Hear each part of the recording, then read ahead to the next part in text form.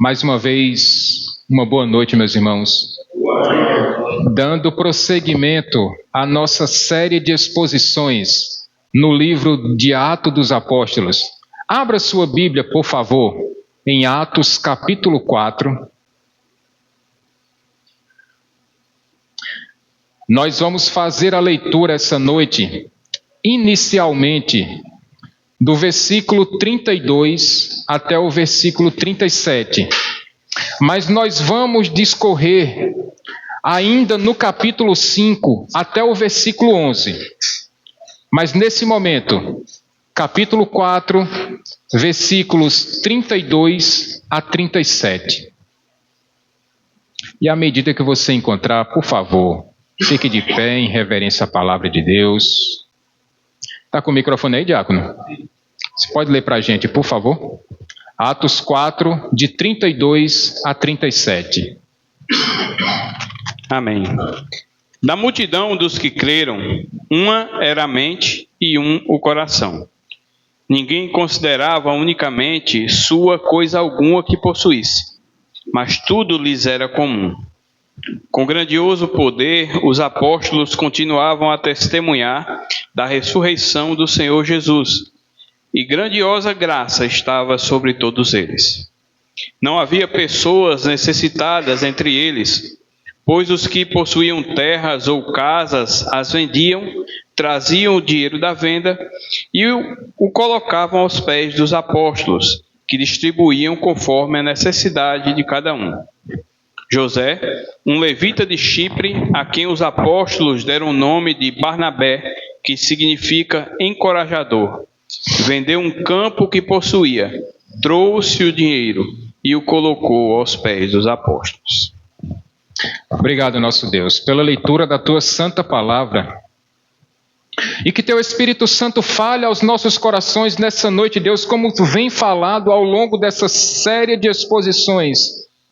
E que nós estejamos aqui dispostos, não apenas a ouvir, mas também a vivermos essa verdade que transformou vidas e continua transformando até os dias de hoje. Assim nós te oramos, Pai, e te agradecemos em nome do teu santo Filho Jesus. Amém, amém. Podem se assentar, meus irmãos. Nós estamos finalizando hoje o capítulo 4 desse livro, que é o único livro histórico do Novo Testamento, que foi escrito pelo médico, o doutor Lucas, que não apenas escreveu o Evangelho, mas também escreveu o livro de Atos dos Apóstolos. E o que nós estamos presenciando aqui, meus irmãos, é o surgimento da igreja, a igreja de Jesus Cristo, que sendo inspirada, sendo administrada pelo Espírito Santo de Deus, estava demonstrando muitos frutos. E o texto que nós vamos transcorrer essa noite, vamos expor essa noite, fala sobre uma igreja saudável, fala sobre uma igreja que estava sendo muito abençoada por Deus, que tinha o poder do Espírito Santo atuando, agindo nos corações, a ponto de no versículo 32, Lucas disse que da multidão dos que creram, uma era a mente e um o coração.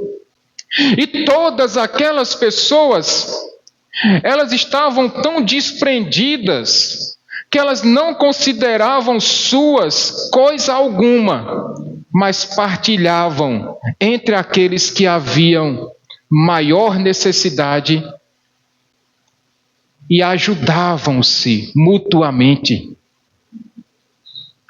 Se nós pudéssemos simplificar esse versículo, meus irmãos, eu diria a vocês que nós estamos falando da unidade promovida na igreja por meio do Espírito Santo de Deus. Porque a igreja que vive unida, não apenas fisicamente, mas espiritualmente, ela está unida, ela está ligada, ela está alicerçada, ela está entranhada pelo Espírito Santo de Deus. E muitas são as características, muitas são as virtudes de uma igreja que está unida pelo Espírito Santo do Senhor. Nós vimos domingo passado que uma igreja que vive na unidade do Espírito Santo, ela é uma igreja acolhedora. Foi isso que nós vimos domingo passado. E como essa igreja, eu percebo que ela é acolhedora, meus irmãos. Ninguém que adentrou por essas portas até hoje, estamos indo para o nosso 7º ano, reclamou a mim que foi maltratada pelos membros dessa igreja. Louvado seja Deus por isso. Muito pelo contrário, eu tenho recebido muitos elogios de como as pessoas que visitam a nossa igreja se sentem abraçadas, como nós cantamos agora há pouco, se sentem acolhidas, se sentem acalentadas, porque receberam talvez o único abraço da semana, ou o único aperto de mão sincero foi dado ou foi feito aqui nessa igreja. Isso é precioso demais, meus irmãos. O mundo não conhece isso, mas quando as pessoas chegam na igreja, é isso que elas esperam. Um acolhimento verdadeiro, sincero e espontâneo. Coisa que só tem aquele que está cheio do Espírito Santo de Deus. Essa igreja que vive na unidade do Espírito Santo, nós também vimos domingo passado, que é uma igreja que ora. Ela não ora por orar, ela ora sabendo a quem está orando. E nós oramos ao soberano Deus. Esse mesmo Deus que é soberano sobre a sua criação, como nós vimos domingo, e que também é soberano sobre a história, porque Deus é o autor de toda a história. Não apenas a história do mundo, mas Deus também é soberano sobre a história da minha e da sua vida. E nada acontece sem que Deus saiba, sem que Deus permita, ainda que aquilo não seja tão bom, mas Deus sabe que o propósito daquela situação é para que você busque desesperadamente por Ele e para que você tenha ainda mais comunhão e intimidade com aquele que é o soberano sobre a sua vida e sobre a sua história. Então, meus irmãos, essa igreja que tem a unidade do Espírito Santo tem essas duas qualidades, mas não para por aí. Essa igreja que ela vive em uma só mente e um só coração, demonstra que nós que somos essa igreja, nós caminhamos em um único propósito, nós caminhamos em um único sentido, nós caminhamos em uma única direção. E o caminho para nós, onde nós estamos indo é para a nossa pátria celestial. Essa é a direção, esse é o caminho que nós estamos seguindo. E isso precisa ser entendido, meus irmãos, com muita alegria para os nossos corações. Isso significa que essa unidade no Espírito Santo precisa ser preservada, precisa ser cuidada e precisa ser mantida por toda a igreja, ajudando-nos mutuamente em nossas necessidades. E era exatamente isso que aquela igreja primitiva estava fazendo. Versículo 32 ainda diz que eles não consideravam seu coisa alguma.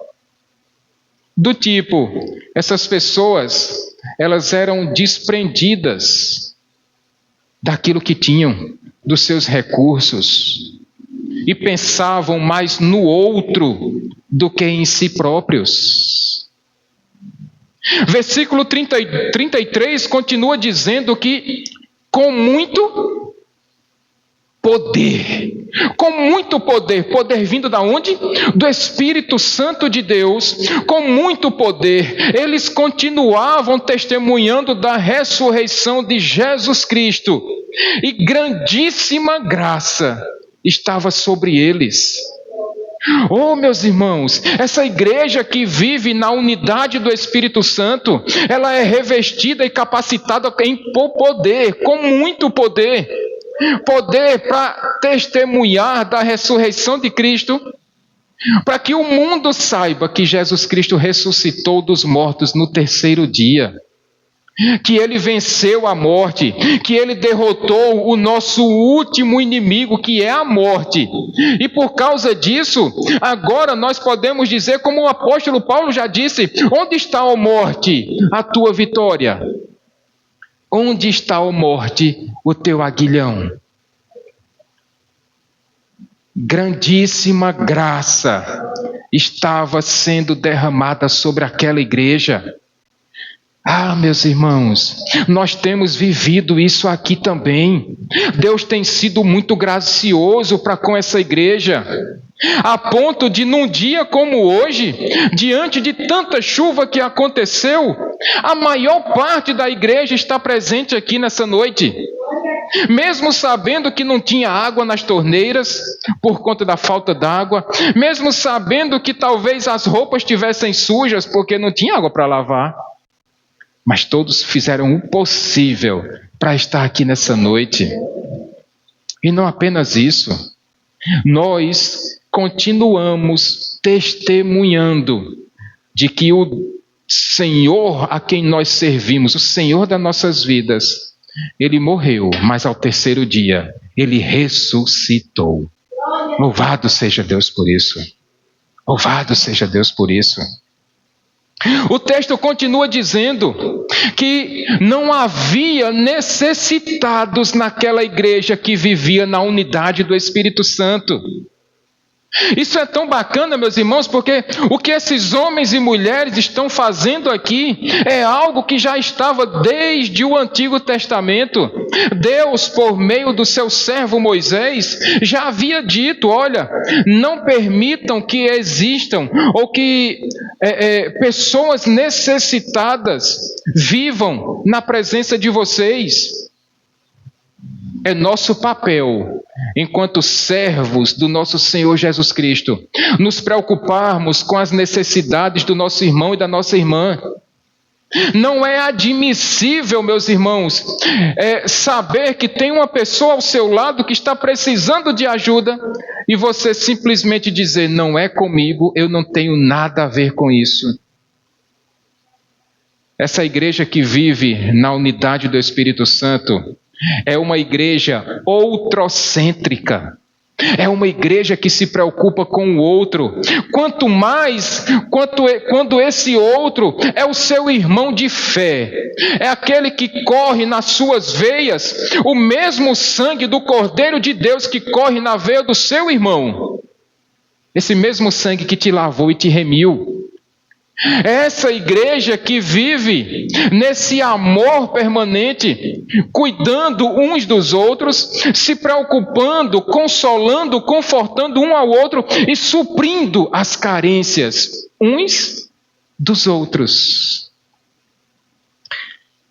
E o grande exemplo que Lucas nos mostra aqui, meus irmãos e minhas irmãs, está presente aí nos versículos 36 e 37. Lucas vai citar aqui o exemplo de um certo homem chamado José. Não o nosso José daqui da igreja, outro José. Para quem não sabe, o nosso irmão Davidson, marido de Carol, o primeiro nome dele é qual? José. Mas não é desse José, é do José lá da igreja primitiva, que os apóstolos chamaram-no de Barnabé. Sabe o que significa Barnabé, meus irmãos, minhas irmãs?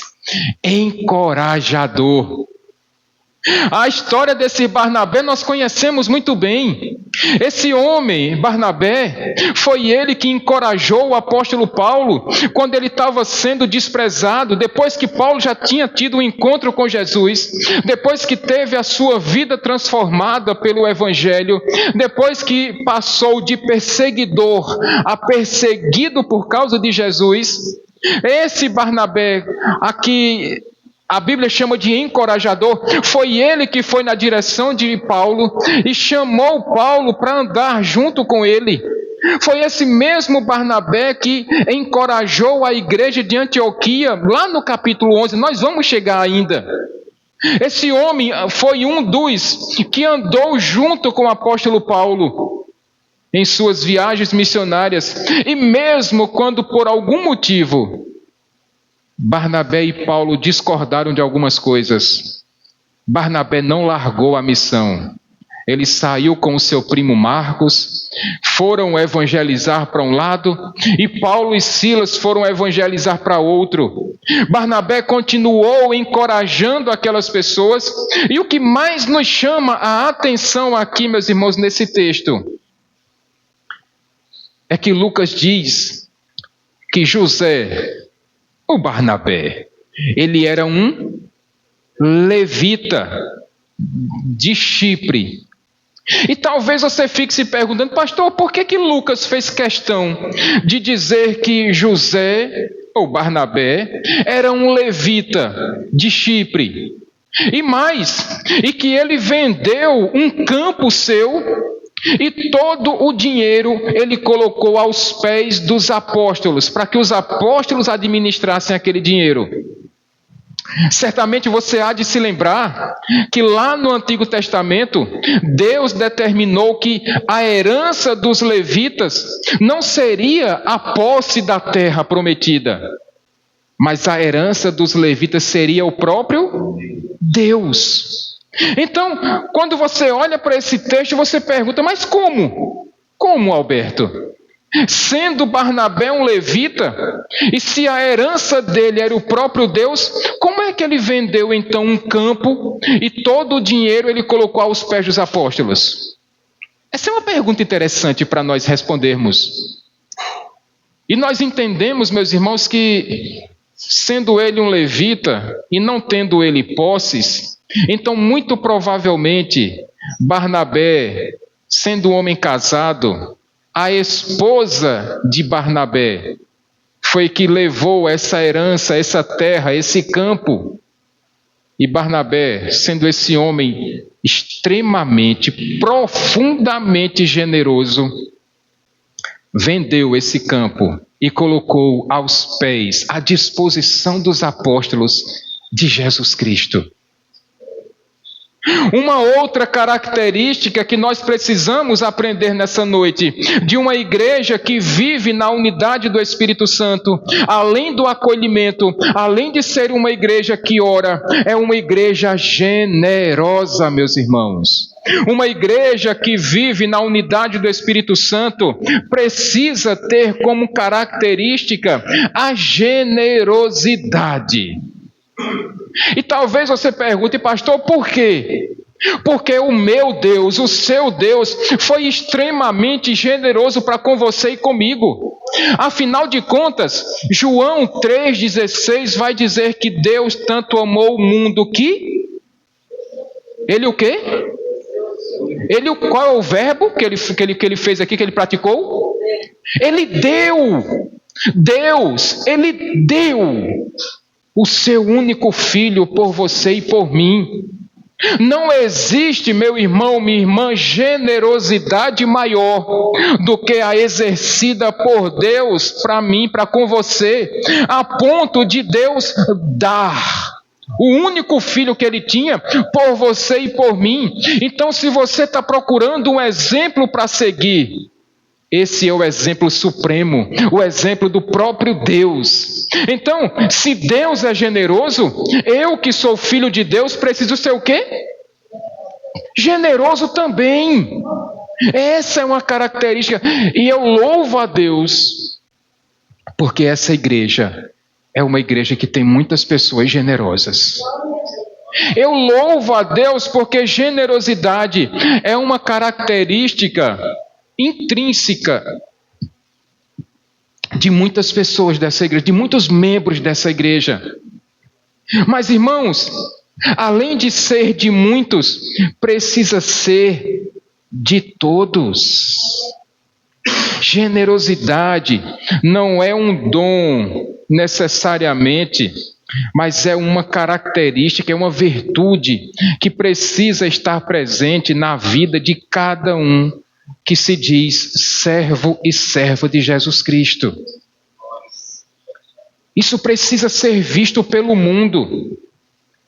Nós encontramos, meus irmãos, datas comemorativas onde o mundo tem tentado furtar, roubar ou pegar emprestado essa característica que é intrínseca da igreja.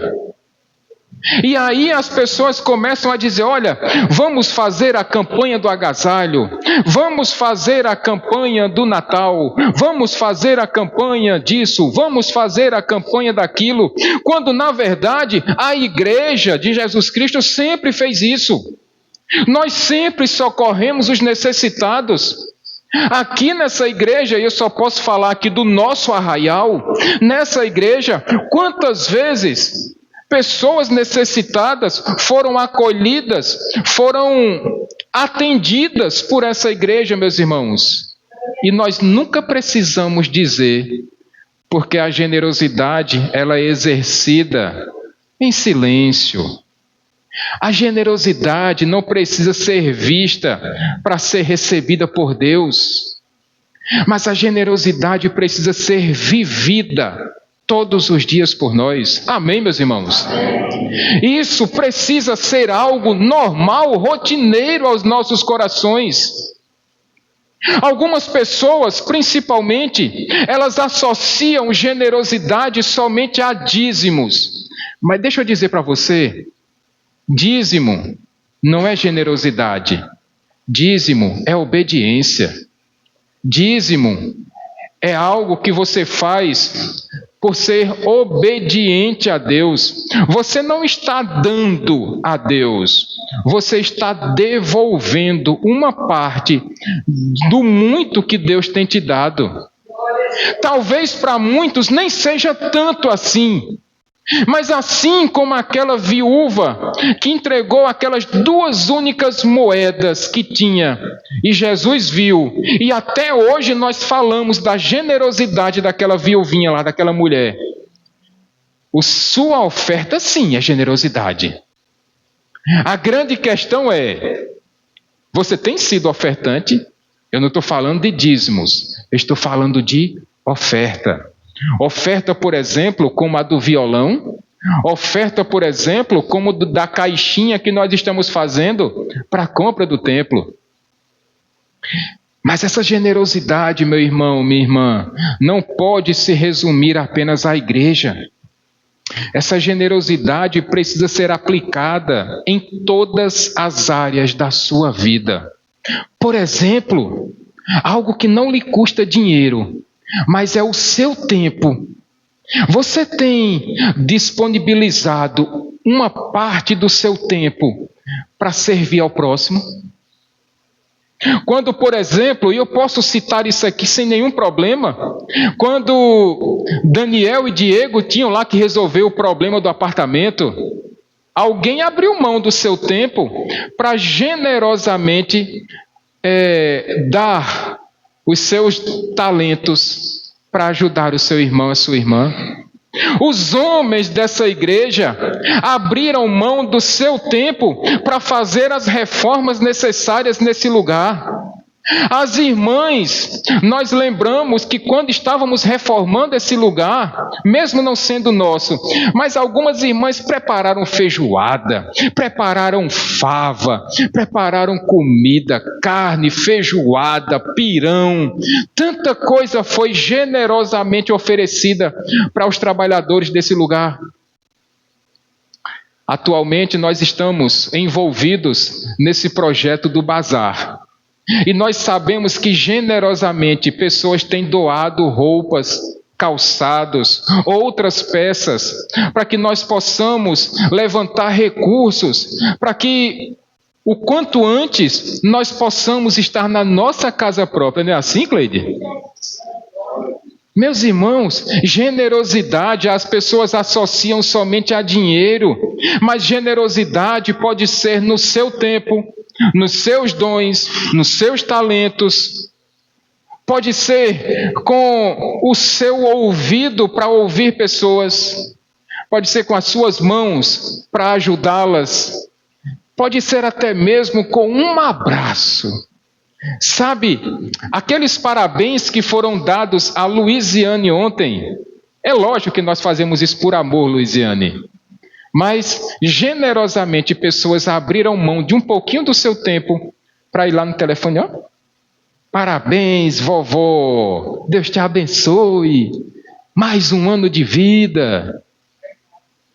Meus irmãos, generosidade precisa estar, ó, colado, precisa ser algo permanente em nossos corações. E nisso o mundo saberá que essa igreja vive na unidade do Espírito Santo. Amém, gente? Mas acontece que nem tudo são flores. Nem tudo são flores. E essa unidade do Espírito Santo, ela tem sido atacada, meus irmãos.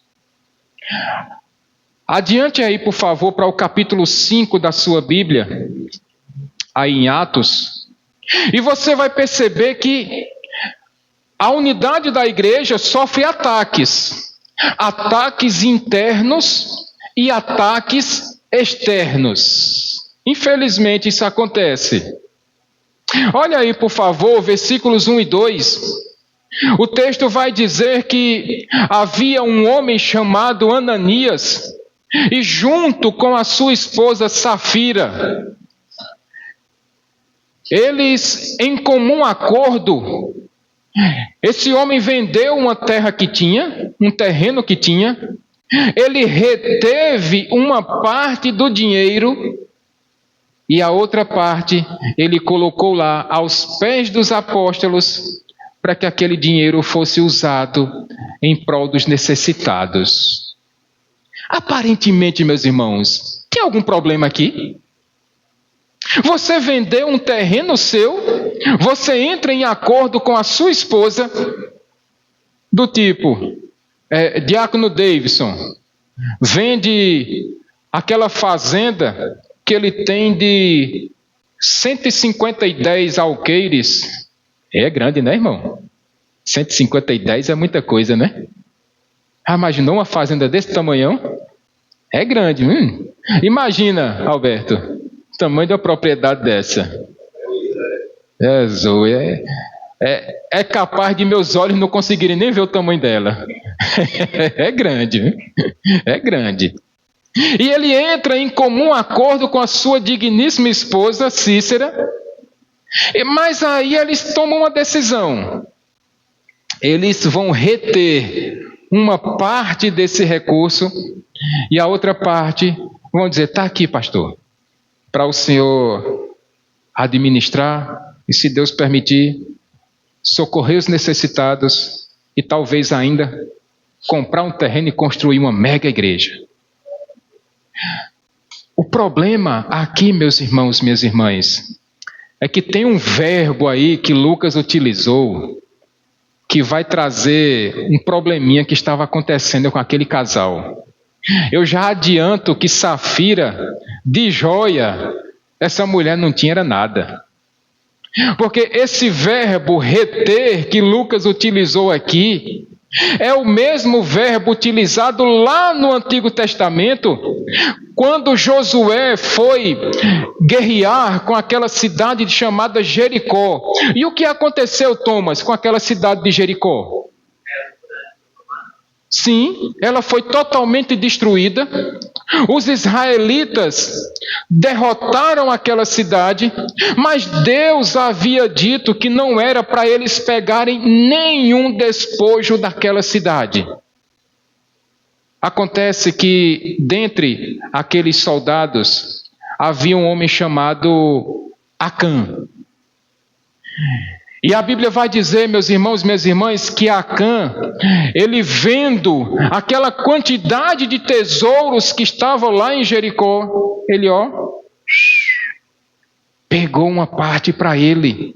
Ele reteve uma parte para ele e escondeu dentro da sua tenda, enterrada no chão da sua tenda. E aí, depois desse acontecido, aqueles homens foram para a batalha seguinte, uma cidade muito pequenininha chamada Ai. Ai, que derrota feia que eles tiveram. Sabe por quê, meus irmãos? Porque Deus viu aquilo que Acã tinha feito. Deus sabia, Saulo, exatamente o que Acã tinha feito, e por isso os israelitas perderam para um exército muito fraquinho, Lauras, muito fraquinho mesmo. Então, quando Josué consultou a Deus e perguntou o porquê daquela derrota, Deus disse: Josué, existe algo errado no meio do povo. Alguém fez o que não era para ter feito. E no meio daquela consulta toda, Josué acabou chegando naquele homem chamado Acã, e ele confessou o que tinha praticado. Acã tinha retido assim, com a mãozinha grande, aquilo que não pertencia a ele. E sabe qual foi o resultado, o desfecho da vida de Acã? Ele morreu. Agora voltemos para o nosso texto e vamos entender agora o que é que aconteceu com Ananias e sua esposa Safira. Leia aí, Daniel, por favor, versículos 3 e 4. O que é que Pedro agora vai falar para Ananias? Então perguntou Pedro: Ananias, como você permitiu que Satanás enchesse seu coração, a ponto de você mentir ao Espírito Santo e guardar para si uma parte do dinheiro que recebeu pela propriedade? Ela não me pertencia, e depois de vendida, o dinheiro não estava em seu poder. O que o levou a pensar em fazer tal coisa? Você não mentiu aos homens, mas sim a Deus. Uma lição que nós precisamos entender, meus irmãos. Sabe o que é que pode quebrar a unidade no espírito de uma igreja? A mentira. A mentira. Ananias mentiu. E como Pedro muito bem disse, cheio do Espírito Santo, ele não mentiu para homens, ele mentiu ao Espírito Santo de Deus. Aliás, esse texto é muito interessante, porque primeiro Pedro vai dizer no versículo 3 que Ananias mentiu ao Espírito Santo, e no versículo 4 vai dizer que ele não mentiu a homens, mentiu ao próprio Deus. Então o Espírito Santo é Deus. Espírito Santo é Deus.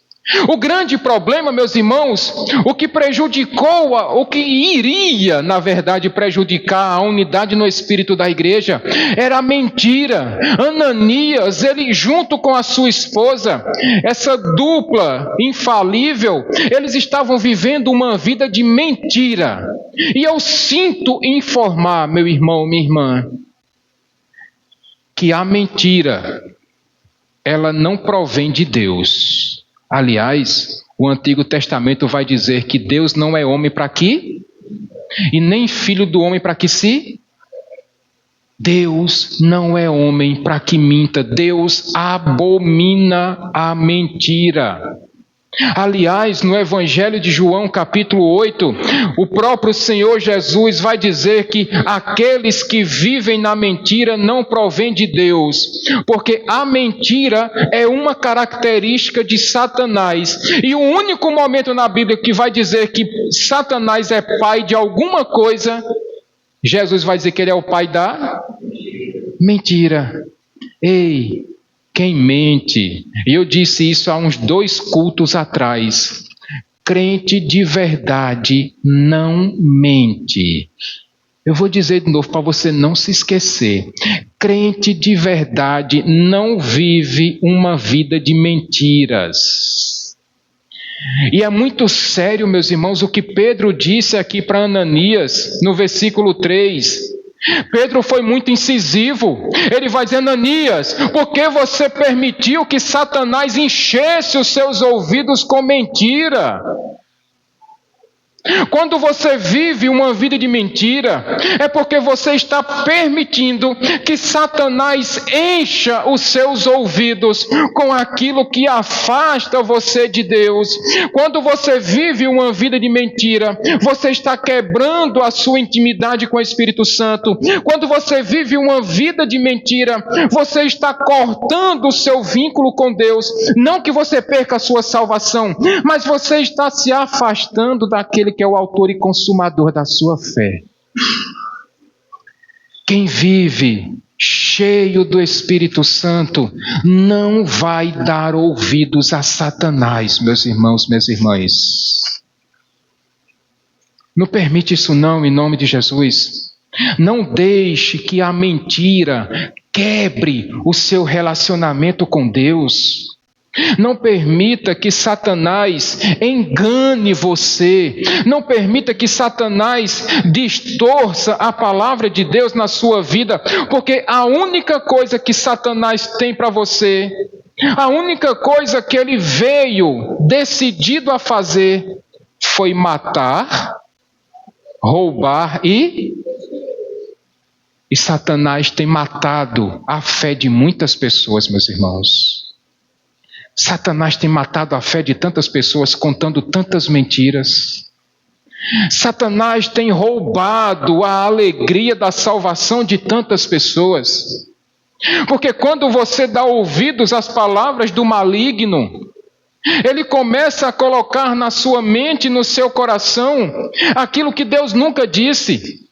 E ele começa a roubar a sua paz, ele começa a roubar a sua alegria, ele começa a roubar a sua vontade de estar na casa de Deus, porque ele começa a contar mentiras e de repente você começa a escutar. E quando ele mata e rouba, ele acaba destruindo a sua vida espiritual. Ele destrói essa sua generosidade, essa sua vontade de estar na casa do Pai, essa sua vontade de servir. O diabo, ele destrói tudo aquilo que é construído à base do amor, da esperança e da fé. Não permite não que Satanás conte mentiras para você. Repreenda-o em nome de Jesus. A Bíblia diz: resistir ao diabo e ele fugirá de... Resista ao diabo em nome de Jesus. E o que aconteceu com Ananias, versículos 5 e 6, vai dizer que quando Ananias escutou aquilo tudo que Pedro falou, ele bateu a caçuleta, morreu. E aqueles jovens que estavam naquela casa, no mesmo dia, levaram Ananias e o enterraram. E aí, meus irmãos, 3 horas depois daquele fatídico acontecimento, chega Safira, versículo 7.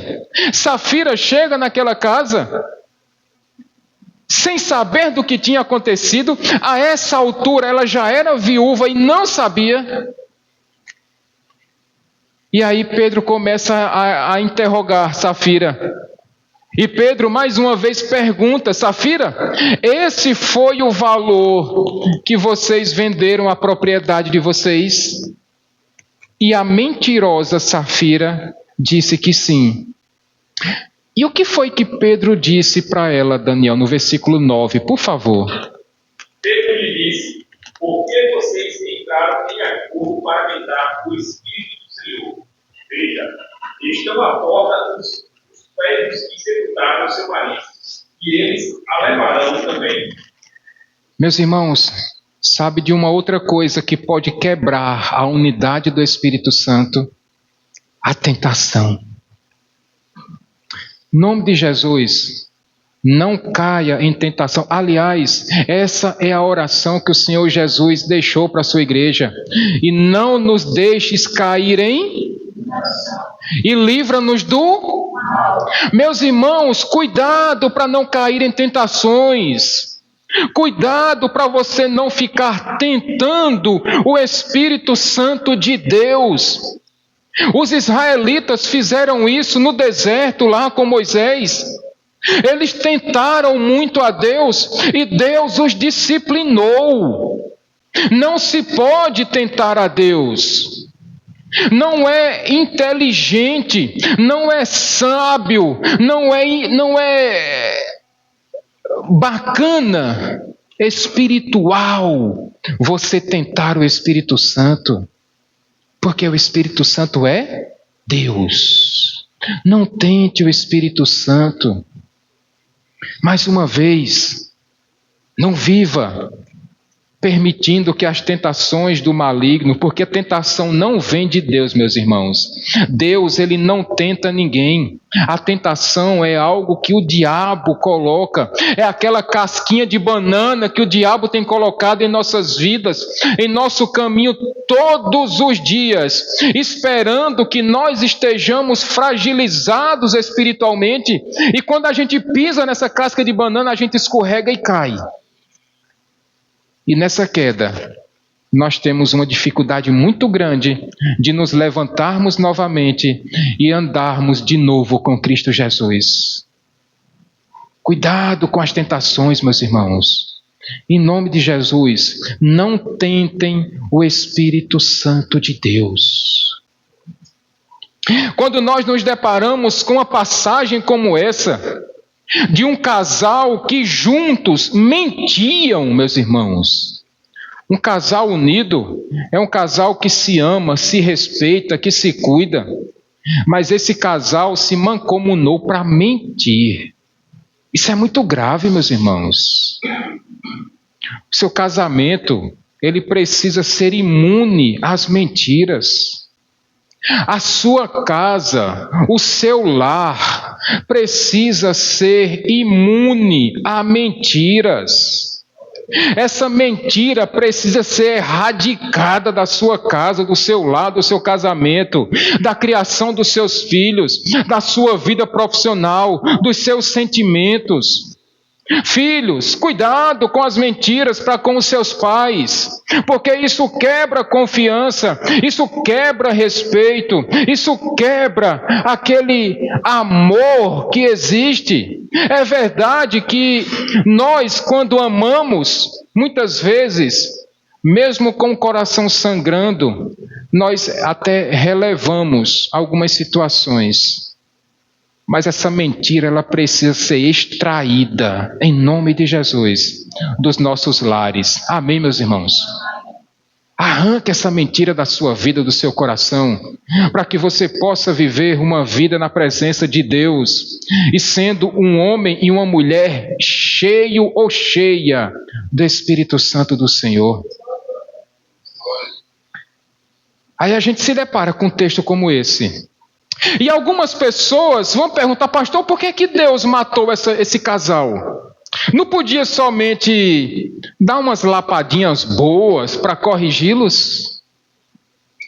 O que Deus está fazendo aqui, meu irmão, minha irmã, é nos dando uma lição preciosa, que não há espaço na igreja de Deus para mentira. Não há espaço na igreja de Deus para o pecado, principalmente.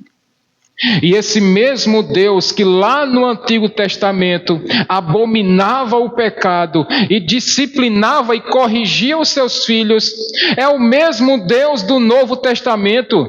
Malaquias vai dizer, inclusive, que Deus, em seu atributo exclusivo, ele diz: eu, o Senhor, não mudo. O Deus do Antigo Testamento é o mesmo Deus do Novo Testamento.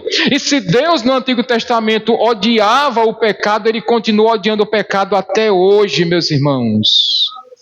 E mentira é pecado. Mentira continua sendo pecado. E Deus, ele arrancou pela raiz aquela praga, aquela mazela que estava tentando quebrar a unidade do Espírito Santo no meio da igreja. Por isso ele matou aquele casal. Então não se assuste dizendo que o Deus do Antigo Testamento é um Deus muito severo e o Deus do Novo Testamento é um Deus amoroso. É o mesmo Deus. Flaviano Lilian, é o mesmo Deus. Deus, ele é um Deus muito amoroso, a ponto de dar o único filho dele por você e por mim. Mas Deus, ele também é rico em justiça. E como Hebreus 12 vai dizer, Deus, ele é fogo consumidor. Não brinque com a santidade de Deus. Não tente a esse Deus que é amoroso, mas que é justo também. Não brinca com Deus não, não tenta Deus não. Não leva Deus em tom de brincadeira, porque Ele não aceita isso. Ele não permite isso. E eu vou me encaminhando, meus irmãos, para o final dessa mensagem. Eu até quero convidar os irmãos do louvor para subirem à plataforma, Carol. Trazendo, meus irmãos, minhas irmãs, algumas aplicações, além das muitas que nós já trouxemos durante essa mensagem.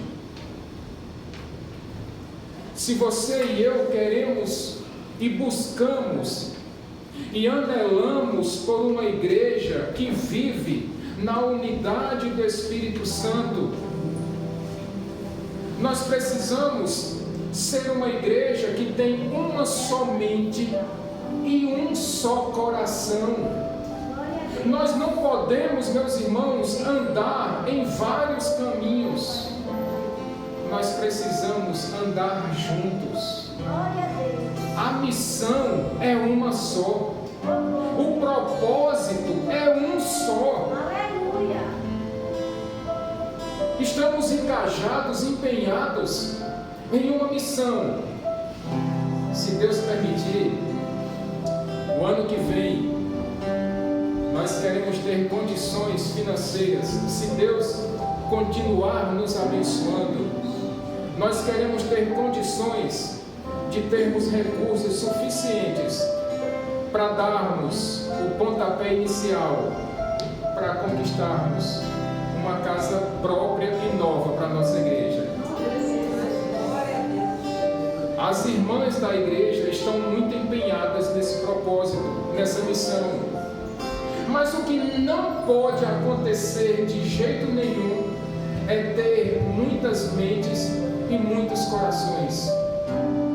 É preciso ter somente uma mente e um coração. As mulheres dessa igreja precisam estar unidas. Diz o mundo aí fora que a união faz o açúcar, mas nós sabemos que a união faz a força também, né? E se vocês,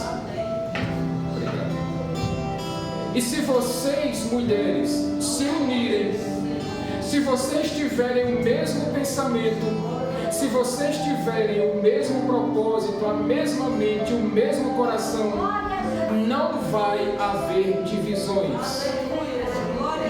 Vocês vão juntar as forças de vocês, vocês vão juntar as mãos de vocês e vão estar empenhadas, porque quem vai ganhar com isso é o Espírito Santo de Deus, que vai ser glorificado. Essa obra, meus irmãos, minhas irmãs, não é para homens, não é para mulheres. O que nós estamos fazendo aqui é para Deus. Não existe nome dado sobre os homens pelo qual importa que nós sejamos salvos. Então ninguém vai ser exaltado aqui por essa obra senão o próprio Senhor Jesus Cristo. Não pode, meus irmãos, minhas irmãs, existir vaidade. O que precisa ter é uma mente e um coração. É uma irmã ajudando a outra. É uma irmã dando uma dica para a outra. É uma irmã estendendo a mão para a outra. E certamente juntas vocês serão muito mais fortes. Uma segunda lição que nós extraímos desse texto, se nós queremos e temos uma igreja que vive na unidade do Espírito Santo, é que essa igreja precisa continuar sendo generosa. E muitos de vocês são. Muitos de vocês são generosos. E eu louvo a Deus por isso.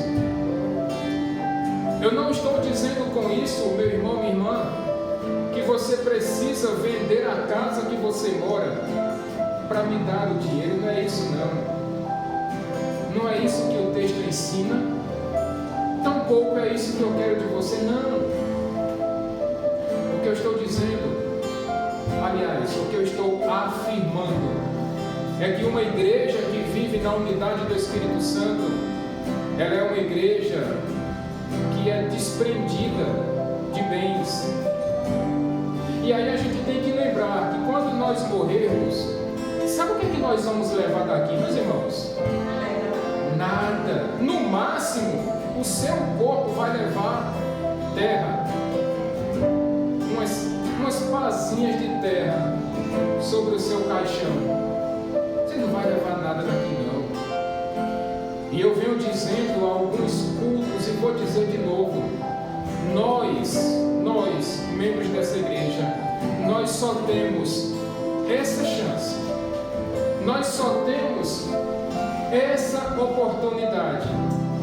E se nós falharmos nessa nossa missão, nós não temos um plano B. E a pergunta que fica: qual é a igreja que nós vamos deixar para os nossos filhos e netos? Qual é a igreja que vai ficar para as Lauras, para Maria Eduarda? Qual é a igreja que vai ficar para Eloá, para Ayla, para Davi, para os gêmeos de Lilian quando nascerem? Eita, Lilian, receba em nome de Jesus. Qual é a igreja que nós vamos deixar para o filho de Deus e Carol quando nascer? Qual é a igreja que nós vamos deixar para os filhos de Diego quando ele tiver? Para os de Diego, para os de Saulo, para os de Vitor, para os das Lauras, para os de Eduardo? Qual é a igreja que nós vamos deixar, meus irmãos, se nós falharmos nessa nossa única chance que temos? Precisamos ser generosos, em nome de Jesus.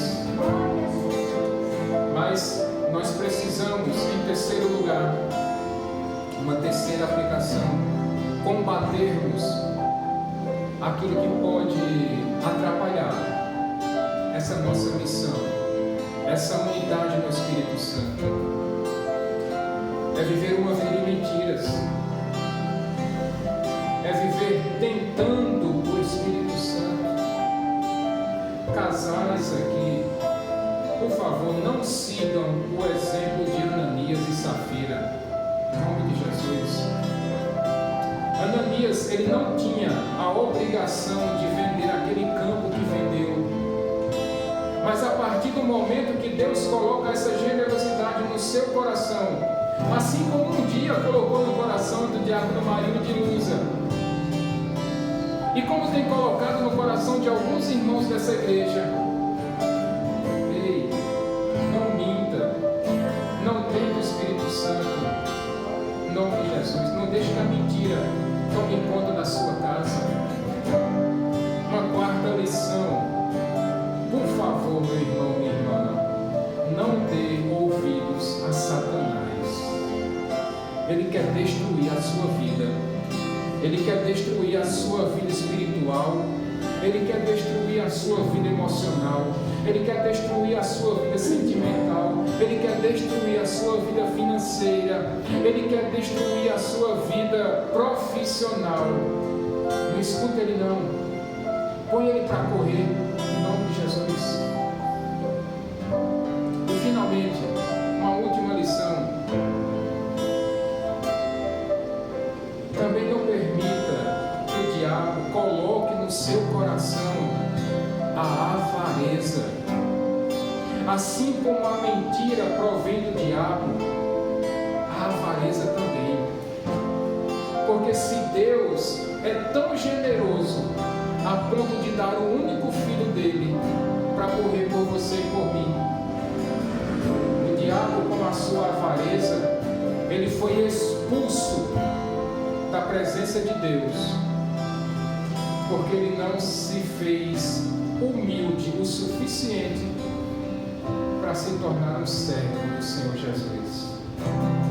Não permita que a avareza entre no seu coração e viva na plenitude do Espírito Santo. Os elementos serão passados nesse momento, e o meu pedido a Deus e o meu conselho a você: se existe algo nessa noite que tem impedido você de viver uma vida cheia do Espírito Santo, pede perdão a Deus nesse momento. Pede perdão a Ele. E Deus é rico em generosidade. E se seu pedido de perdão for sincero, Deus, Ele vai te perdoar. Senhor, nós consagramos esses elementos em nome do Pai e do Filho